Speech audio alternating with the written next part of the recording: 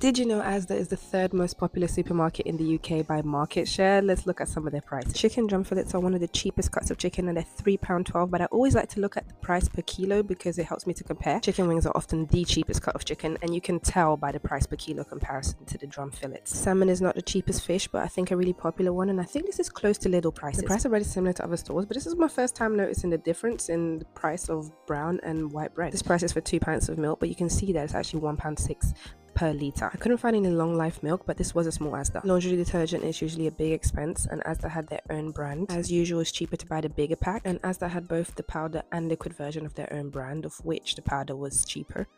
If there's one thing I don't believe anyone should be paying for, it is sanitary products, but this is the cheapest I could find in Asda, which is actually not as cheap as Tesco. I will do a video on that soon. Anyone that eats eggs would understand that the price of eggs is starting to get criminal.